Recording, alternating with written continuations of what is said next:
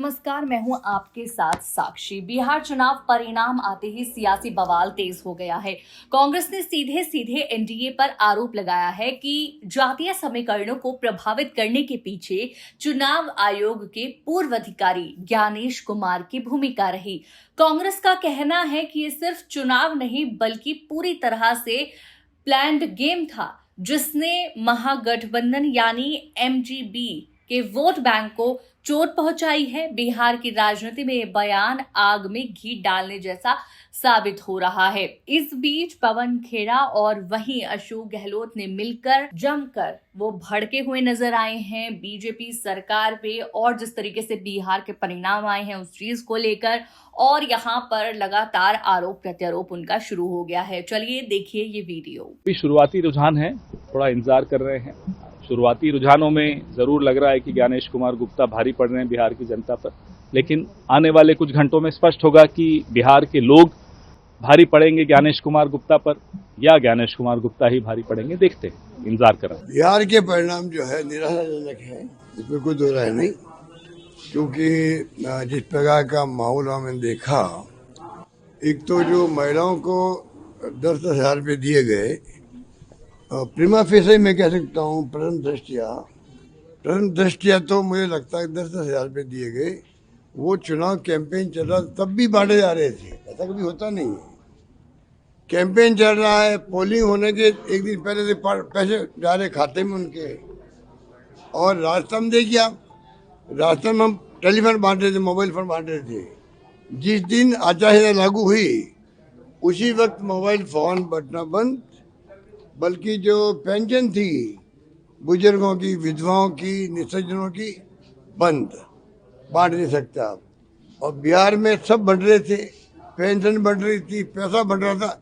10,000 रुपये बिहार जैसे प्रदेश में महिलाओं को मिल जाए तो आप सोच सकते क्या हो सकता है। एक तो वो फैक्टर भी था, और उसी में आता फिर इलेक्शन कमीशन मुख दर्शक बना रहा। उसने क्यों नहीं रोका?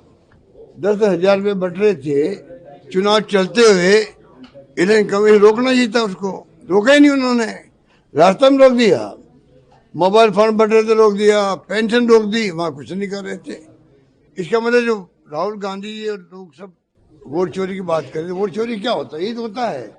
अगर आप निष्पक्ष चुनाव नहीं करवाते हो, रिगिंग होती है, बूथ कैप्चरिंग होती है मान लीजिए, या बेईमानी होती है, पैसा बट रहा है और चुनाव आयोग ने कोई तरह की कार्रवाई नहीं करी, मिली भगत थी उनकी उनसे जो रूलिंग पार्टी थी।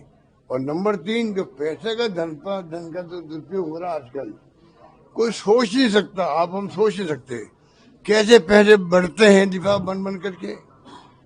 महाराष्ट्र में आप किसी को पता कर लीजिए कितने करोड़ रुपए दिए गए उम्मीदवारों को, 15 करोड़, 20 करोड़, 25 करोड़। कांग्रेस के पास तो पैसा है नहीं, ना आरजेडी के पास पैसा है। तो जो डेमोक्रेसी के खतरे सामने है, चुनाव जीतना एक बात है, चुनाव जीत जाएंगे लोग, एनडीए गवर्नमेंट जीत जाएगी, बन जाएगी। चुनाव जीतना एक बात है।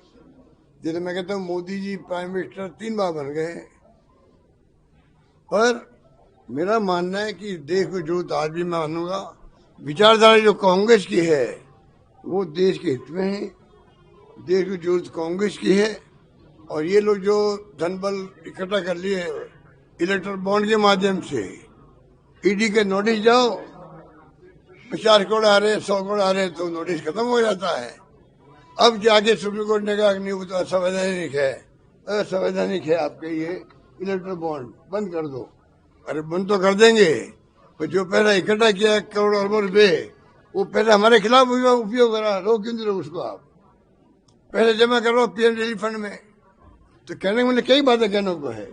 आज प्रथम दृष्टया ही कह सकते हैं कि 10,000 रुपये महिलाओं को बटना, चुनाव आयोग का कोई रोक लगाना नहीं, पेंशन बढ़ती रही वहां पर, और पैसा खूब धनबल का प्रयोग हो। सर, एक काम आप करके आए थे, वो देरी से किया था। तेजस्वी को आप लगता है पहले सीएम डिक्लेयर करते थे, तो ये भी अब देखिए वो बात तो समाप्त हो गई।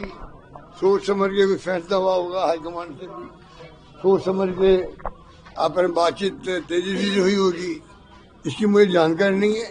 अब बड़ा सवाल यह है कि क्या ये आरोप सिर्फ राजनीतिक नाराजगी है या वाकई चुनावी प्रक्रिया पर कोई बड़ा सवाल खड़ा करता है। क्या एमजीबी कानूनी रास्ता अपनाएगा या ये मुद्दा अगले चुनाव तक एक राजनीतिक हथियार बनकर ही चलेगा। बिहार की राजनीति एक बार फिर गर्म है और आने वाले दिनों में इस आरोप प्रत्यारोप की लड़ाई और भी तेज होने वाली है।